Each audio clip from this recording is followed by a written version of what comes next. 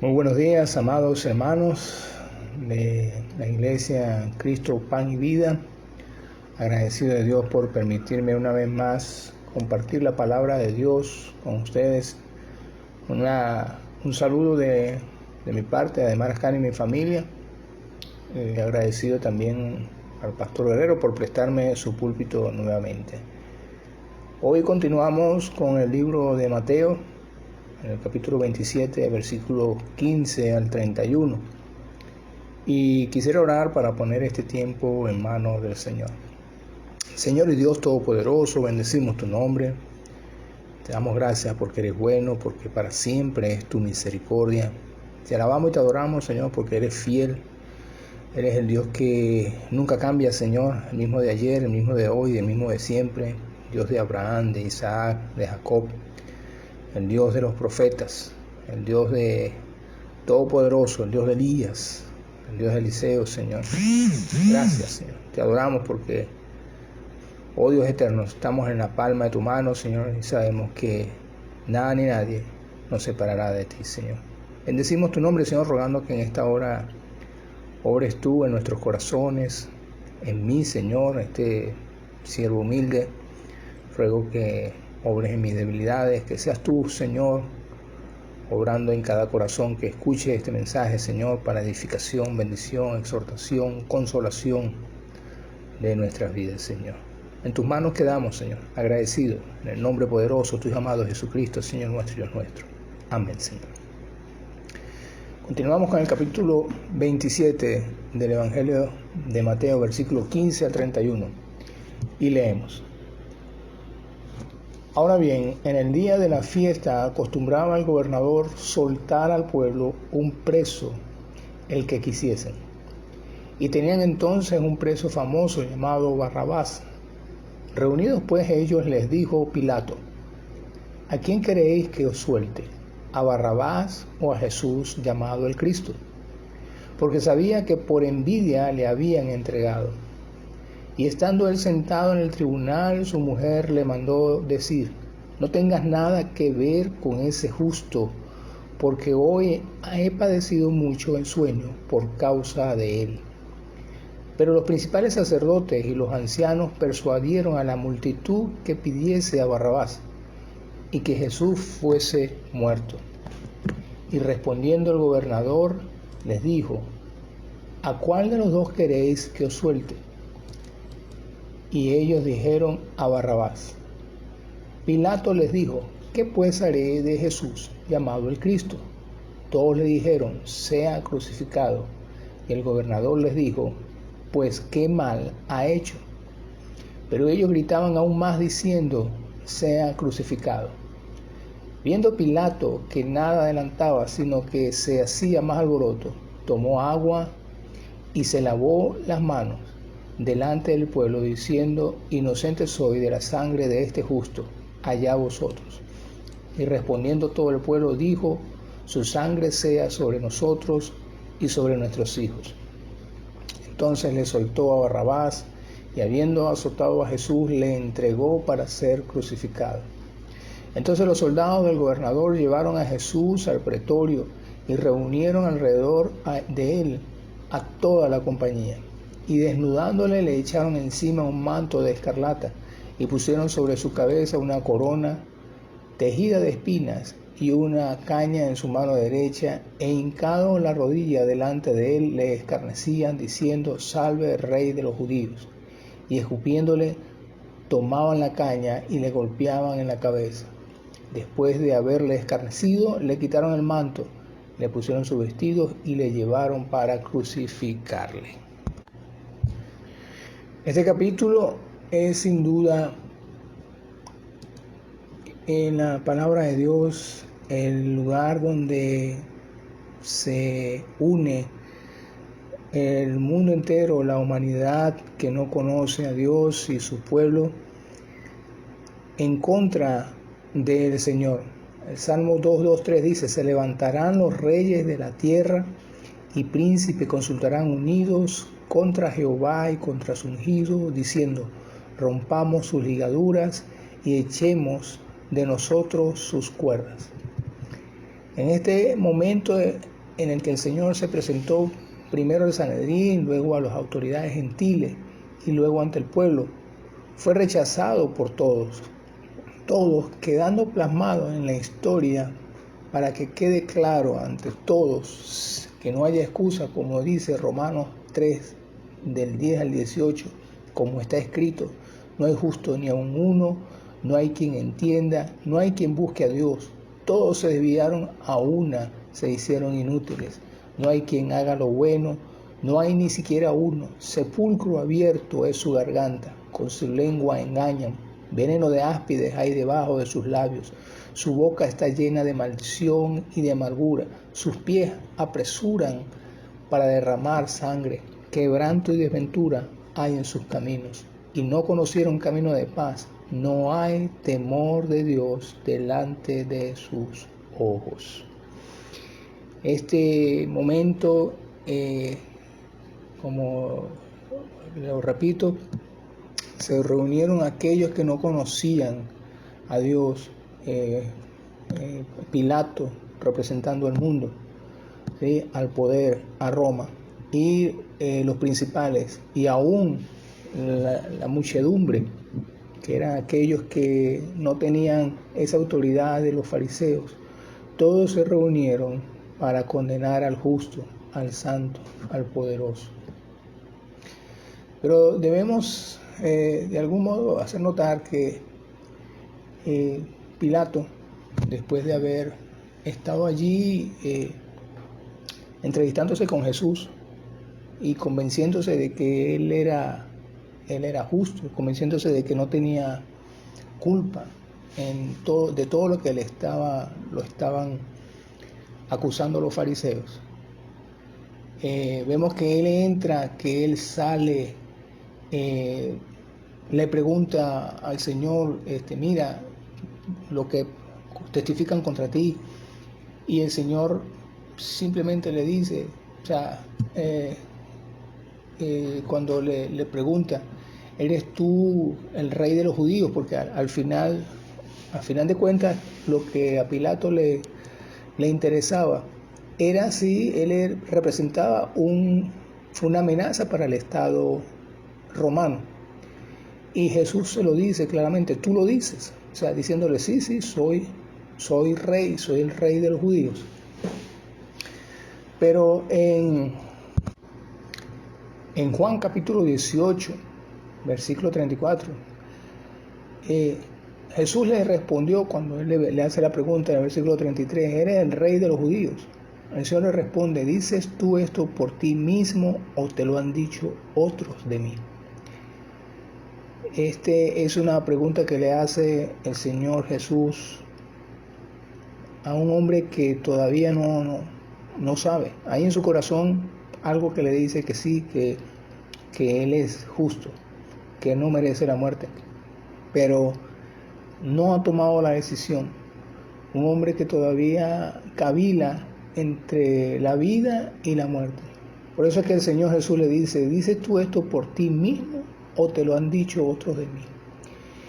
Y Pilato, como ese hombre pecador que no tiene a Dios, al Señor en su corazón, esquiva la pregunta, así como Adán allá en Génesis, cuando el Señor después de haber pecado y haberse escondido, cuando el Señor mismo le pregunta: ¿comiste del árbol que te dije que no comieras? Él respondió con excusas también, ¿verdad? ¿Qué fue lo que dijo Adán? La mujer que tú me diste me dio de comer. Asimismo Pilato respondió: ¿soy yo acaso judío? Tu nación y los principales sacerdotes te han entregado a mí. ¿Qué has hecho? El versículo 36 dice: respondió Jesús: mi reino no es de este mundo. Si mi reino fuera de este mundo, mis servidores pelearían para que yo no fuera entregado a los judíos, pero mi reino no es de aquí. Le dijo entonces Pilato: luego, ¿eres tú rey? Respondió Jesús: tú dices que yo soy rey. Yo para esto he nacido y para esto he venido al mundo, para dar testimonio a la verdad. Todo aquel que es de la verdad oye mi voz. Y esta es la respuesta que pienso yo que condena a Pilato, en el sentido de que todavía no quiere dar el paso de fe.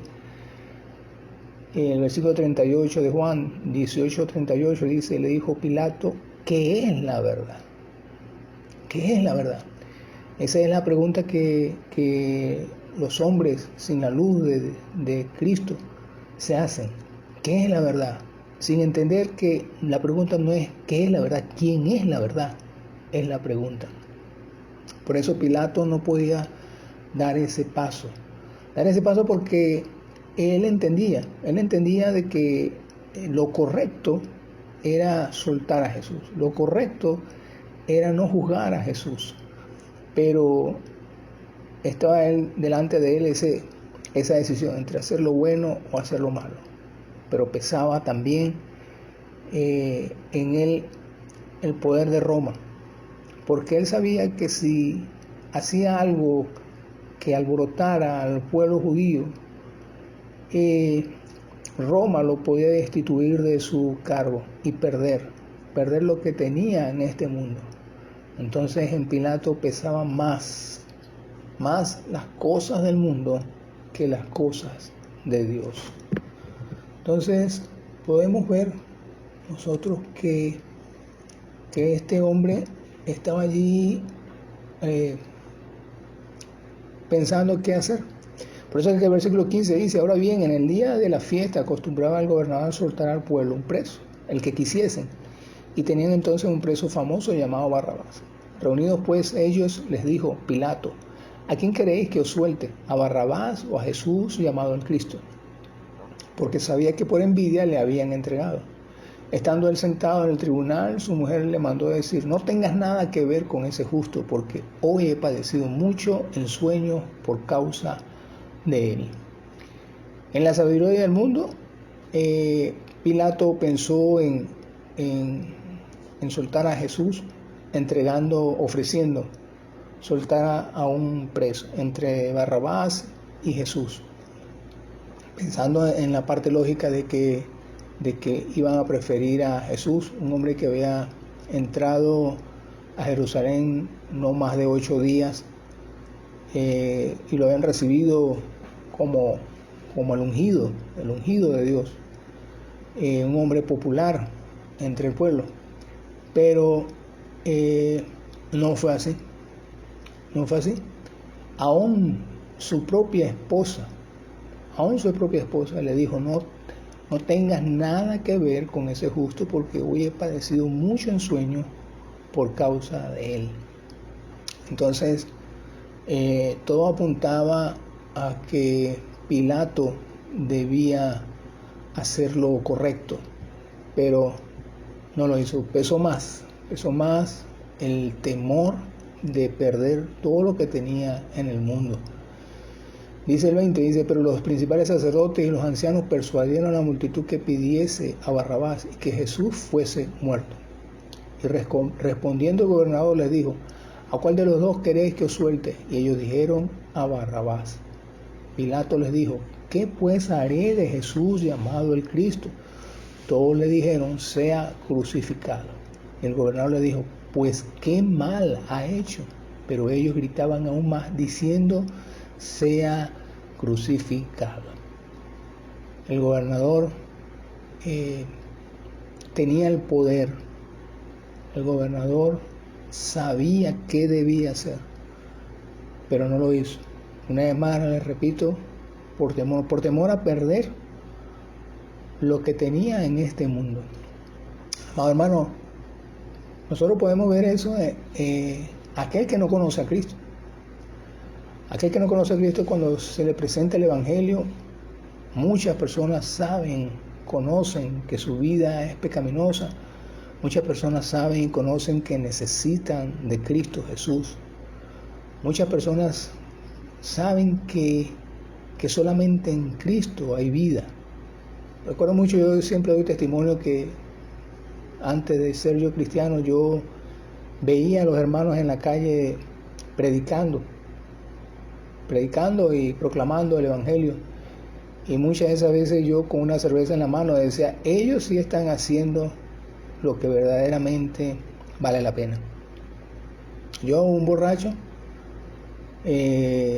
sabía que allí estaba la verdad, allí estaba la paz, allí está la bendición, pero no tenía la fuerza para soltar la cerveza, para soltar la bebida y tomar a Cristo Jesús. Eso era lo que le pasaba a este hombre. Este hombre tenía más temor de perder lo que tenía, su poder, su posición, su lugar en el gran imperio romano.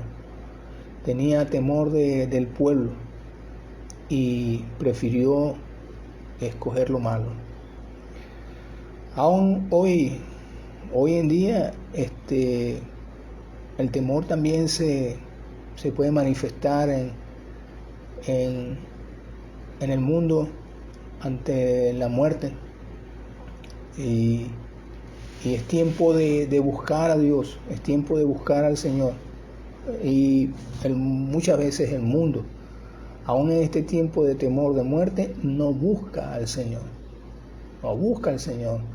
Por eso es que no haya la paz, así como no halló la paz Pilato. Así como Pilato estaba en esa indecisión, entraba y salía sin saber qué hacer, teniendo la solución delante de él, no escogió al Señor, no escogió a la vida, sino a la muerte. Por eso hoy en día estamos nosotros llamados a proclamar la vida, a proclamar la paz, a proclamar la bendición en Jesucristo, en el único que puede dar respuesta a esa necesidad que tiene la humanidad, a ese temor que tiene la humanidad. Aún nosotros como cristianos siempre no digamos que tenemos que escoger entre la vida y la muerte, sino que debemos escoger siempre permanecer firmes en la fe, firmes en la palabra, firmes en sus promesas, firmes en su amor, firmes en continuar y perseverar en lo que Dios nos ha llamado a hacer. Estamos allí también nosotros también debemos permanecer siempre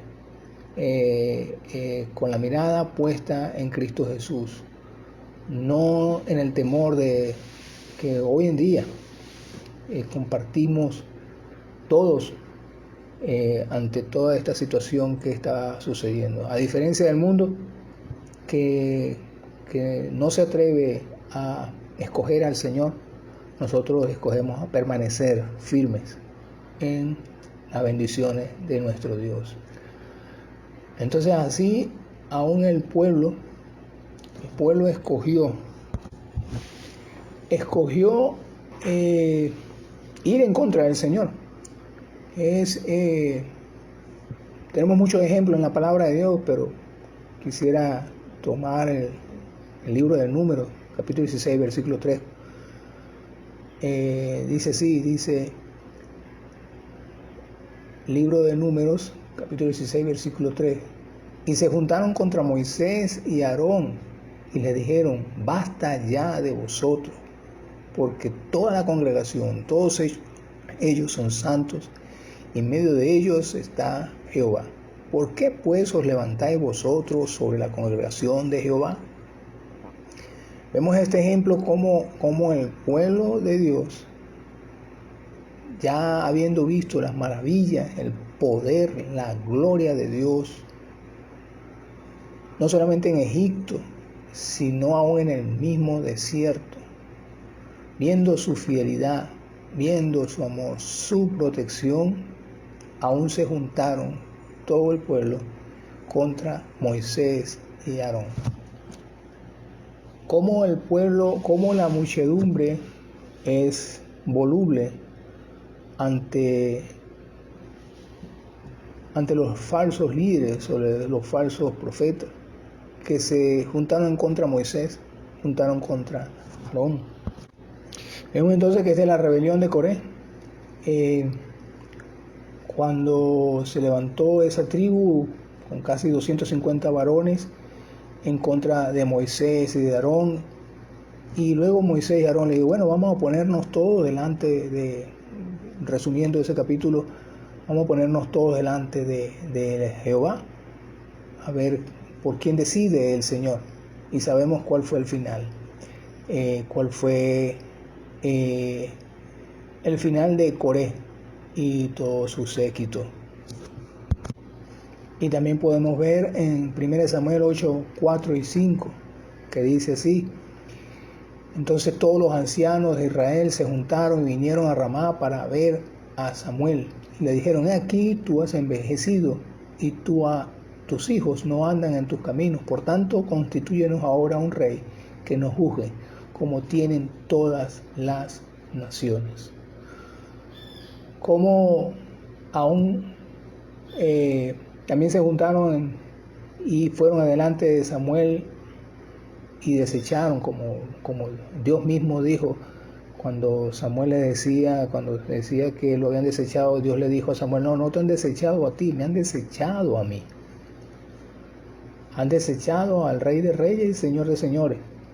El pueblo en consejo, ese consejo de la muchedumbre, en la palabra de Dios, en la mayoría de las veces no ha llevado a buenos términos, no ha dado buenos consejos.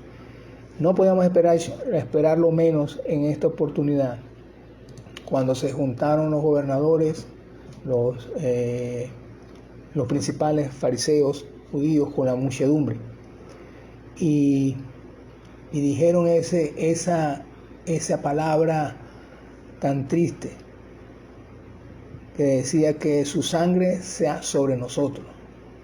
Su sangre sea sobre nosotros, el versículo 25. Y respondiendo todo el pueblo dijo, su sangre sea sobre nosotros y sobre nuestros hijos.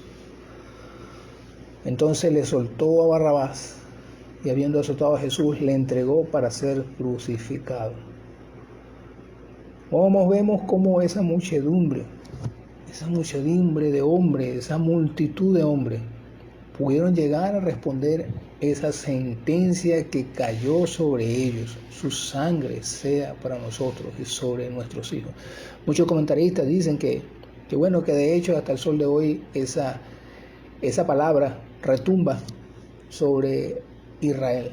Sabemos cuál ha sido la historia de Israel. No me atrevo yo a decir que todo eso ha sido consecuencia de este versículo, cuando dijeron su sangre sea sobre nosotros y sobre nuestros hijos.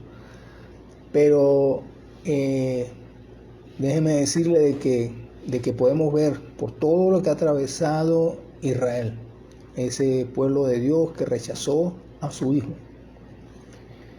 Y podemos recordar ese versículo. Sabemos también que todo esto es parte del plan divino de Dios para la salvación, no solamente de Israel, sino de todo aquel que cree en el Señor Jesucristo, todos aquellos que constituyen su iglesia, como de algún modo tenía que Israel apartarse para poder Dios mirar y ver o abrir sus brazos, las puertas del reino a la humanidad. Pero este versículo pienso yo que retumba desde ese día hasta el sol de hoy. Versículo 24 dice, viendo Pilato que nada adelantaba, sino que hacía más alboroto, tomó agua y se lavó las manos delante del pueblo, diciendo, inocente soy yo de la sangre de este justo, allá vosotros. Pilato, por supuesto, no puede eximirse él mismo de la culpa. No puede él, como todo aquel que tiene pecado y no quiere arrepentirse, culpar a los demás por su propio pecado. Él tenía el poder, como bien lo dice allí, en sus manos. Tenía poder de la vida de este inocente. Pero él no puede decir allí, como dice, inocente soy de la sangre de este justo. Es una afirmación que lamentablemente no es válida delante de Dios. Todos y cada uno de nosotros tenemos responsabilidad por nuestros pecados, por nuestras rebeliones. El mundo tiene su responsabilidad en ello. Por eso el Espíritu Santo viene a nuestras vidas, nos redarguye a todos y cada uno de nosotros, y podemos nosotros decir: sí, soy pecador, me arrepiento. Esa es la actitud que espera Dios de todo aquel que está delante del Señor. Porque todo aquel que está delante del Señor tiene que tomar una decisión de vida o una decisión de muerte. Lamentablemente, Pilato pasa a la historia como ese hombre que tenía el poder, que tenía la decisión para salvar al inocente, al justo, al santo, y no lo hizo. No lo hizo por temor, como decíamos hace un momento, por temor a sí mismo. Muchos a los cuales se le presenta Jesucristo tampoco se deciden por Cristo, por temor a perder posiciones, a perder dinero, a perder comodidad, etcétera, etcétera. Pero nadie puede decir lo que dijo, o sí lo pueden decir, pero no es válido delante de Dios, así como decía Pilato: inocente soy yo de la sangre de este justo. Tanto Pilato como los fariseos, como aún ese pueblo que estaba reunido allí, fueron culpables de todo aquello que estaba sucediendo, de la cruz del Calvario, fueron culpables de ello. Entonces, dice el 26, entonces le soltó a Barrabás, y habiendo azotado a Jesús, le entregó para ser crucificado. Allí estaba, por así decirlo, la conclusión de ese juicio. Entonces el Señor estuvo delante de los fariseos, estuvo delante de Herodes, estuvo delante de Pilato, estuvo delante aún de la muchedumbre, y todos lo desecharon. Así Juan 1:11 dice: a los suyos vino y los suyos no lo recibieron. A los suyos vino y los suyos no lo recibieron. Allí se reduce todo esto que está sucediendo aquí, que estamos leyendo, como el Señor vino en amor, como Dios se hizo hombre, reveló su gloria en Cristo Jesús, reveló todo su amor, así como dice allá Juan 17:25, cuando dice: Padre justo, el mundo no te ha conocido, pero yo te he conocido. Allí está diciendo el Señor: Padre, tú te has revelado al mundo en el Viejo Testamento por medio de los profetas, en el Viejo Testamento por tu pueblo Israel, pero ahora te has dado a conocer por tu Hijo, en gloria, en poder, en humildad. Y el mundo no te conoció. Dice el 25, dice: pero yo te he conocido, y estos han conocido que tú me enviaste, hablando de los discípulos. 17:26, Juan 17:26 dice: y les he dado a conocer tu nombre, y lo daré a conocer aún, para que el amor con que me has amado esté en ellos y yo en ellos. Les he dado a conocer tu nombre. ¿Qué nombre es ese? El nombre de Dios, sus atributos, todos los atributos de Dios en un hombre, en Jesucristo, el amor de Dios en Jesucristo, la gracia de Dios en Jesucristo. Eso Él les dice: y les he dado a conocer tu nombre. El hombre, Dios se manifestó, se dio a conocer plenamente, así como dice Hebreos 1:1 en adelante. Dios, habiendo hablado muchas veces de mucha manera en otro tiempo a los padres por los profetas, en estos postreros días nos ha hablado por el Hijo, a quien constituyó heredero de todo y por quien asimismo hizo el universo.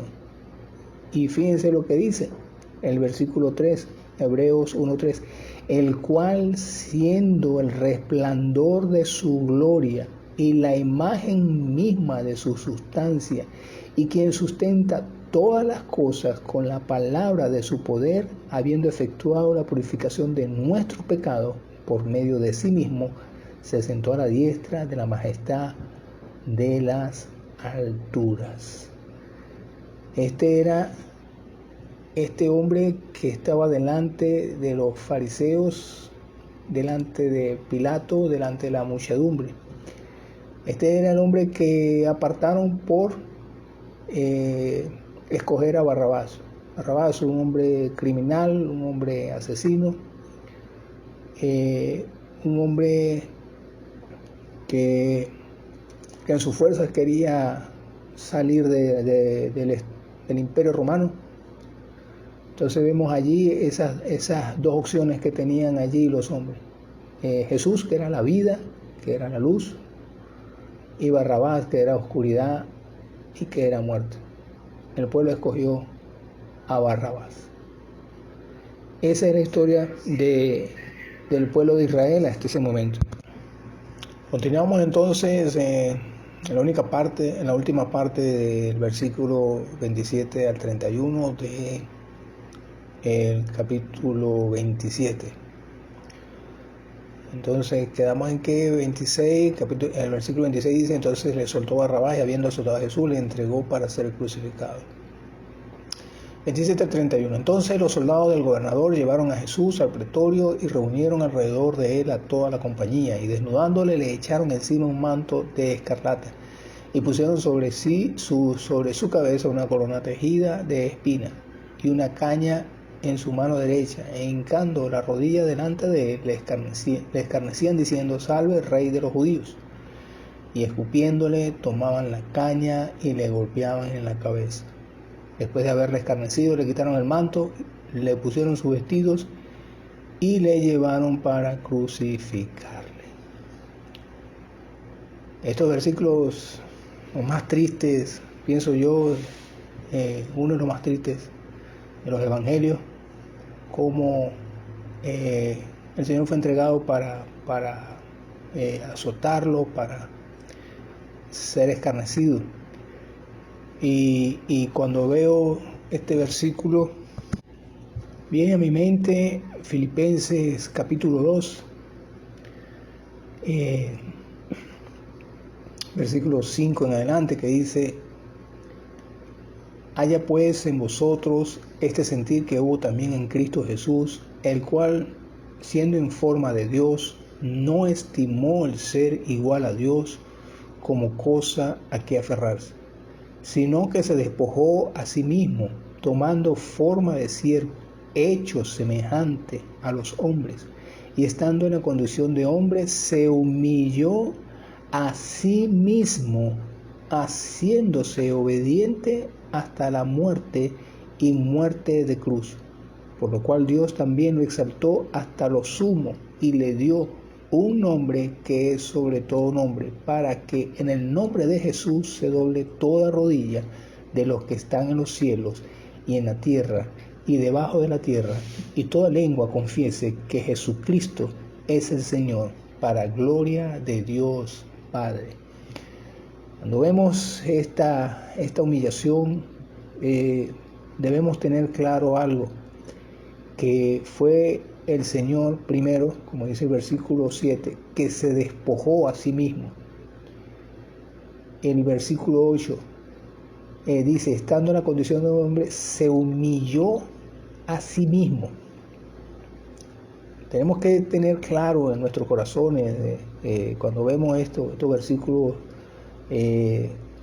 no podemos evitar que nos duela ver esa condición a la cual fue expuesta el Señor. Toda la condición de la crucifixión fue bastante dolorosa. Desde que lo prendieron, su juicio allá delante de los fariseos, como lo escarnecían, aquí mismo también como lo escarnecían. Fue escarnecido por los fariseos, fue escarnecido por los hombres, fue escarnecido por el imperio. Pero debemos entender que fue él mismo que se humilló, porque nadie puede humillar al Señor, nadie puede despojar al Señor. Y Él lo hizo por amor a nosotros, por amor a Dios y porque estaba escrito así.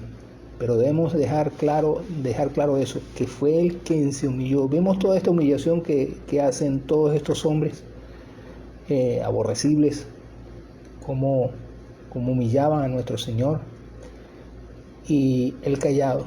Porque como dice el versículo de Filipenses 2:8, quiero hacer mención de eso, dice, y estando en la condición de hombre, se humilló a sí mismo, haciéndose obediente hasta la muerte, y muerte de cruz. Este versículo es tan importante que debemos entender que Él fue obediente a la ley. Y cuando veo todo esto, me viene a la mente, le doy gracias al Señor que en este tiempo he podido estar poniéndome al día con unos libros que el Señor me ha puesto en mi corazón. Entre ellos está La Gloria de Cristo, de John Owen. Si se lo puedo recomendar a la iglesia que lo pueda conseguir, lo pueden conseguir en digital, un resumen. John Owen, puritano. Él cita: la obediencia de Cristo a cada parte de la ley fue perfecta. La ley fue gloriosa cuando los 10 mandamientos fueron escritos por el dedo de Dios. La ley aparece aún más gloriosa cuando es obedecida de corazón por los creyentes. Pero es solamente por la obediencia absoluta y perfecta de Cristo que la santidad de la ley de Dios es vista en toda su gloria.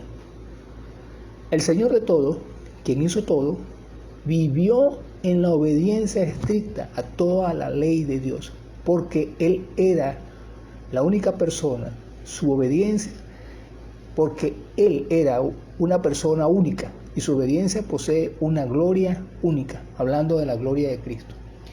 Y siguiendo también en otro párrafo sobre la obediencia de Cristo, dice: la gloria de esta obediencia consiste principalmente de la persona por quien fue rendida a Dios, hablando de Cristo. Él fue ni más ni menos que el Hijo de Dios hecho hombre.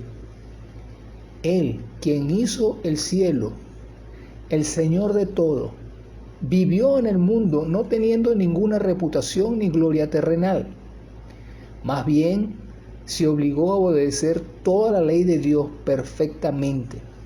Él, a quien la oración es ofrecida, oraba él mismo de día y de noche. Él, quien es el objeto de la adoración de todos los ángeles del cielo y de todas las criaturas, cumplió con todos los deberes que la adoración de Dios exige.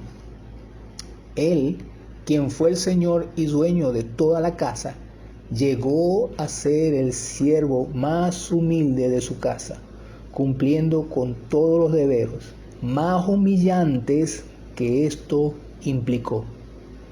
Él, quien hizo todos los hombres y en cuyas manos están como la masa en las manos del alfarero, observó entre ellos las reglas más estrictas de justicia, dando a cada uno lo que le correspondía, y en el amor dio buenas dádivas a quienes nada merecían.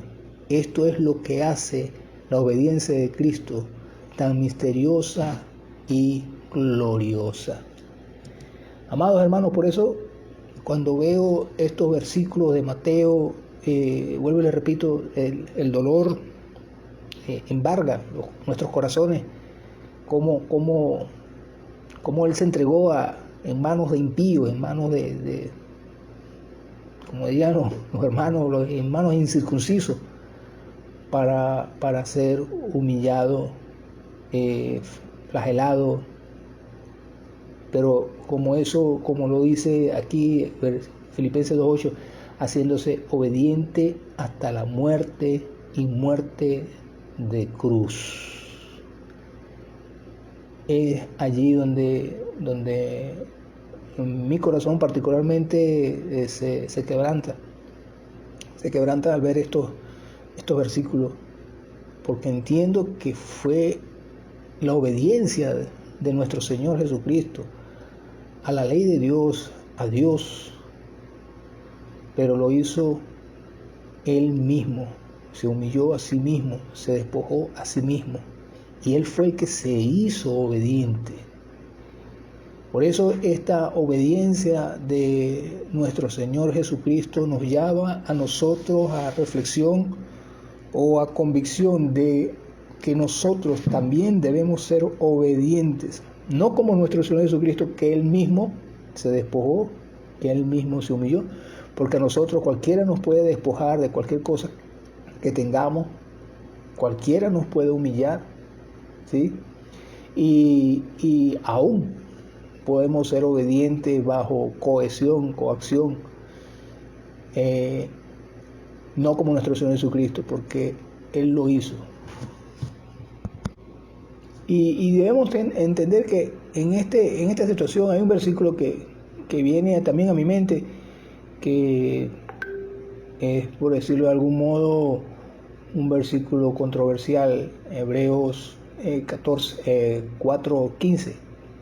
Hebreos 4:15, que dice: porque no tenemos un sumo sacerdote que no pueda compadecerse en nuestras debilidades, sino uno que fue tentado en todo según nuestra semejanza, pero sin pecado. Mucho se habla de este versículo en el sentido de que Cristo, nuestro Señor, no tenía pecado. Se habla de la impecabilidad de nuestro Señor Jesucristo.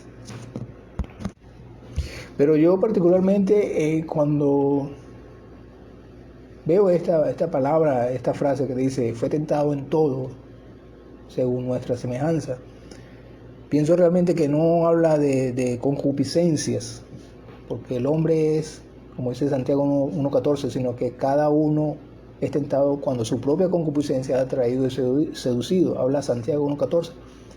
Pero cuando yo veo esa tentación en Hebreos 4:15, no pienso que sea concupiscencia, porque nuestro Señor no tenía concupiscencia. Porque aún mismo, por citar solamente un versículo, número 14:22, hablando allá en el desierto: todos los que vieron mi gloria y mis señales que he hecho en Egipto y en el desierto me han tentado ya 10 veces y no han oído mi voz. Dios mismo le estaba diciendo ya a los israelitas que lo habían tentado ya 10 veces. ¿Tentado cómo? Lo habían tentado en murmuraciones, incredulidades, teniendo en poco todo lo que Dios hacía por ellos, hablando de esa tentación.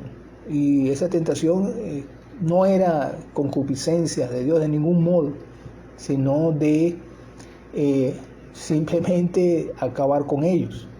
Como le había dicho a Moisés: voy a acabar con esta gente, y me imagino que habla de esa tentación. Igualmente aquí en nuestro Señor Jesucristo, cuando habla que fue tentado en todo, yo no pienso que era que en sus propias concupiscencias, sino del poder que había en Él para simplemente levantarse, simplemente bajarse de esa cruz y acabar con todos sus enemigos, porque consistía en esa obediencia, llegar a la cruz, entregar su vida en la cruz como sacrificio aceptable, como sacrificio perfecto delante de Dios.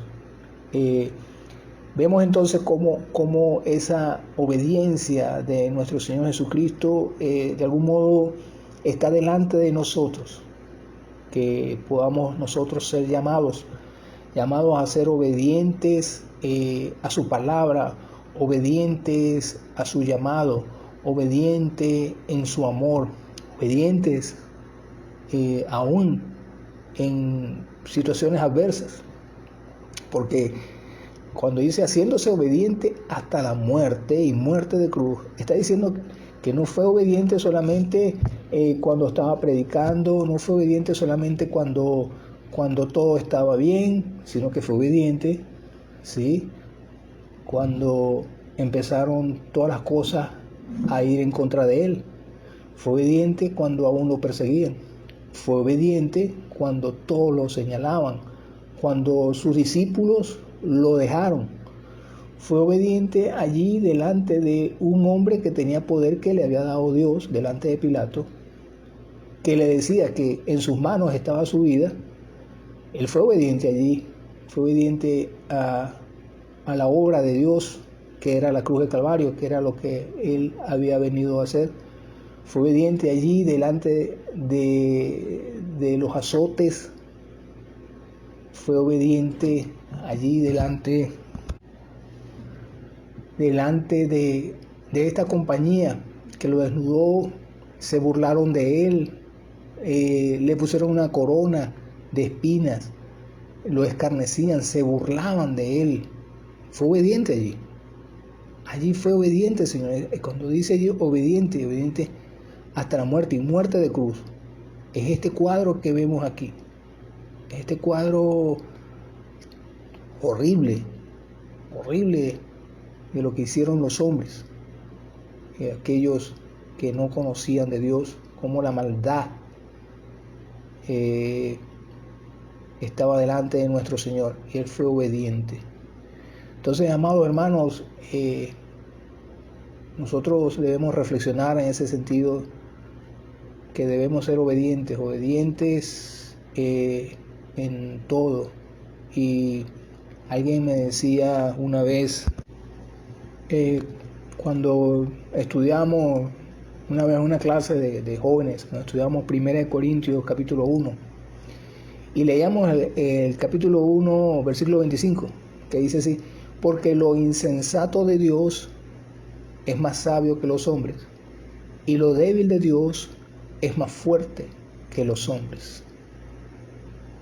Recuerdo que en aquella oportunidad una hermana que daba clase conmigo me preguntaba: hermano, ¿cómo es eso de que lo débil de Dios o lo insensato de Dios? ¿Cómo es eso? Y debemos entender de que Dios vino al mundo en la debilidad de un hombre, Jesucristo. Para el mundo, ¿sí?, insensato, pero para los griegos era insensato que nosotros como cristianos tuviéramos un Dios que se entregó a sí mismo a la muerte por nosotros. Eso era insensato para el mundo, y aún mismo hoy podemos, cuando predicamos muchas veces, las personas pueden alegar eso, que es algo insensato. Para ellos es locura, para ellos es ilógico. Pero es aquí que dice que lo débil de Dios, allí vemos esa debilidad de Dios en Cristo Jesús, que tuvo hambre, tuvo sed, que lloró, que se cansó, y aún allí en medio de todo esto lloró fuertemente allí en el Getsemaní, en esa debilidad, pero que fue obediente. Amados hermanos, nosotros también somos débiles, nosotros también nos cansamos, nosotros también pasamos por situaciones difíciles, y en este sentido debemos nosotros recordar lo que le dice, o lo que dice Pablo allá en 2 Corintios 12:9, cuando en el versículo 8 dice: respecto a lo cual 3 veces he rogado al Señor que lo quite de mí, hablando de ese aguijón que tenía en la carne. En el versículo 9 dice: y me ha dicho, bástate mi gracia, porque mi poder se perfecciona en la debilidad. Por tanto, de buena gana me gloriaré más bien en mis debilidades, para que repose sobre mí el poder de Cristo. Para que repose sobre mí el poder de Cristo. Amado hermano, allí vemos la debilidad de nuestro Señor Jesucristo humillado. Se humilló a sí mismo. Y vemos que en esa debilidad, aún allí fue obediente. Nosotros también somos débiles. Nosotros también somos débiles. Pero debemos entender también que en esa debilidad, si la aceptamos, la ponemos delante de Dios, ahí es donde el Señor se va a glorificar. porque el Señor se glorificó allí, en todo eso se glorificó, porque Él fue obediente. Nada permitió que nuestro Señor Jesucristo renunciara a la cruz. Nada, ni su debilidad, ni las burlas, ni los azotes, nada de eso hizo que nuestro Señor Jesucristo renunciara a la cruz del Calvario, por amor a usted, por amor a mí. Entonces, recordemos nosotros también, seamos obedientes, y en medio de la debilidad, que podamos escuchar o recordar 2 Corintios 12:9, que dice: me ha dicho, bástate mi gracia, porque mi poder se perfecciona en la debilidad. Por tanto, de buena gana me gloriaré más bien en mis debilidades, para que repose sobre mí el poder de Cristo. Ese es un tema que muy bien deberíamos nosotros estudiar, las debilidades. Este versículo, ¿por qué Dios se glorifica en la debilidad?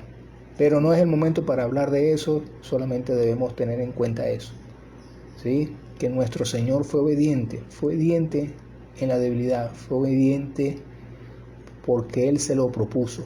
Nada permitió que renunciara a la cruz, nada. Él fue obediente hasta la muerte. Y como dice muy bien Filipenses, porque no solamente en la debilidad, en la muerte, la humillación, sino el versículo Filipenses 2:9 dice: por lo cual Dios también lo exaltó hasta lo sumo y le dio un nombre que es sobre todo nombre, para que en el nombre de Jesús se doble toda rodilla de los que están en los cielos y en la tierra y debajo de la tierra, y toda lengua confiese que Jesucristo es el Señor, para la gloria de Dios Padre. Entonces, amado hermano, allí está, como podemos decir, el fruto de la aflicción de nuestro Señor Jesucristo, el fruto de la obediencia de nuestro Señor Jesucristo, de la humillación de nuestro Señor Jesucristo. Se le dio un nombre sobre todo nombre, y toda lengua confesará que Él es el Señor, para la gloria de Dios Padre. Esa es nuestra esperanza, nuestra meta, que podamos nosotros gloriarnos en Cristo Jesús, en su amor, en su gracia, en su misericordia, siendo obedientes, siempre tomando decisiones. Entonces, amados hermanos, recapitulando todo lo que hemos visto, cómo Pilato no tomó la decisión que tenía que tomar por temor, que nosotros podamos siempre tomar la decisión correcta. Dice algunos versículos, dice el Levítico 19:32, dice: delante de las canas te levantarás y honrarás al rostro del anciano, de tu Dios tendrás temor, yo Jehová. Levítico 25:36 dice: no tomarás de él usura ni ganancia, sino tendrás temor de tu Dios, y tu hermano vivirá contigo. 25:43 dice: no te enseñorearás de él con dureza, sino tendrás temor de tu Dios. Pongo estos versículos de ejemplo, en el sentido de que Dios te dice a ti, me dice a mí, que es lo correcto que debemos hacer. Delante de nosotros está hacer lo correcto, hacer lo incorrecto, aún como cristianos, como creyentes en la obra de Dios. Pero siempre que debe resonar es esto lo que dicen los 3 versículos: y tendrás temor de tu Dios. El temor del Señor, ¿verdad? El conocer a Dios, el amar a Dios, el adorar a Dios, es lo que nos lleva a tomar esas buenas decisiones. Vemos también que la gloria de nuestro Señor Jesucristo, vemos cómo nuestro Señor Jesucristo, en medio de toda esta situación de atribulación, de persecución, de juicios falsos, como aún cuando sus propios discípulos lo abandonaron, Él cayó, ¿verdad? No dijo ni una sola palabra, no se levantó en contra de los que le perseguían, no, ni siquiera, porque el detalle es ese, que no es que se levantó con poder, porque si él tuvo el poder de hacer callar las tormentas en los mares e hizo bonanza, él también pudo haberse en ese momento levantado y haber destruido a sus enemigos, pero es que ni siquiera levantó su voz para defensa de él mismo, ni siquiera hizo eso, porque nada le iba a estorbar llegar a la cruz. Asimismo nosotros también, que nada nos estorbe andar en sus obras, andar en su camino, así como Él nos dio ejemplo de obediencia, aún en su debilidad como hombre, ¿sí? Que nosotros también podamos ser obedientes aún en nuestras debilidades, poniendo esa debilidad delante de Dios para que Él se glorifique con poder, porque solamente en las debilidades el Señor se glorifica. Podemos saber o entender y recordar que Dios siempre usó al hombre en sus debilidades. A Moisés no lo usó a los 40 años cuando era fuerte, sino en la debilidad de su vejez. Tenemos el ejemplo de Gedeón, el más débil de su familia. Sansón, un hombre que tenía poder, un hombre que era fuerte, etc. Dios lo usó en la debilidad de su ceguera, en la debilidad cuando estaba allá preso. Dios usa a sus siervos en sus debilidades, y que podamos nosotros entender eso, que en nuestras debilidades que Dios se glorifica, que no pongamos nuestra fuerza, nuestros pensamientos, nuestras consideraciones, sino primeramente a Dios por medio de su palabra, ¿verdad?